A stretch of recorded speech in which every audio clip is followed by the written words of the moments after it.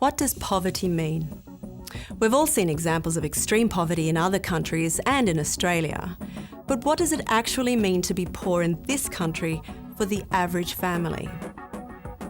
You may have heard of the term poverty line, which is a way we try to define human need. The current benchmark, the Henderson Poverty Line, was set up in 1973. It is based on the disposable income required to meet the basic needs of a family of 2 adults and 2 dependent children. As well as the cost of housing, the current poverty line is set at a total income of $753.49 per week, or approximately $40,000 per year. That gets divided between 1 working parent, 1 stay-at-home parent, and 2 young children. Let's look at an average family's monthly budget at that income level. Each month, the Brown family gets $3,265 to play with. The family lives in the outer suburbs in a 3-bedroom house, keeping housing costs low. That means transport costs are higher. The average rent is $1,369. That leaves $1,896 for the month. Groceries cost $180 per week, or about $780 per month. Some weeks they don't get to eat meat. This leaves approximately $1,116 in the budget. The Browns spend a large amount of money on petrol and public transport.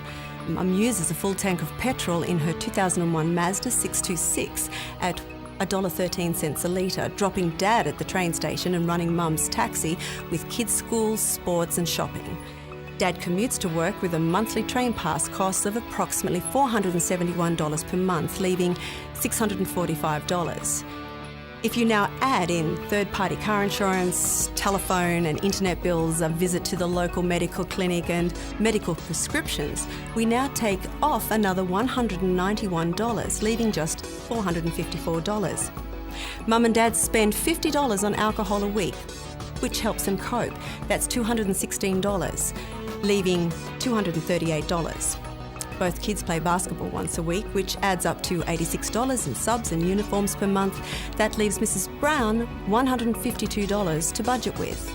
We now start to factor in bills. The average gas and electricity costs per month are $133. That then only leaves the Browns with $19. Now, out of this $19, the Browns have to pay for school uniforms, books, excursions, car rego and servicing, and hairdressing. This then puts them more than $200 in the red. The reality is that trips to the dentist simply don't happen, and entertainment is a non-event. As you can see, living on a family budget like this is a constant stress, not only for the family, but for Mum and Dad's relationship. It puts enormous pressure on everyone. This is what poverty looks like. This is the reality of normal, everyday people's lives. If we are aware of this, we can live accordingly. We can be a part of the solution by seeing the people who are around us and coming to understand the struggles they face.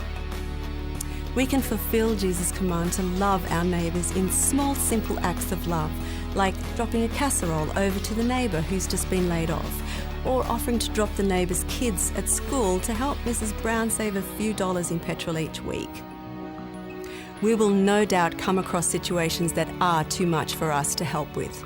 In those cases, we can refer people onto professional support services that can assist.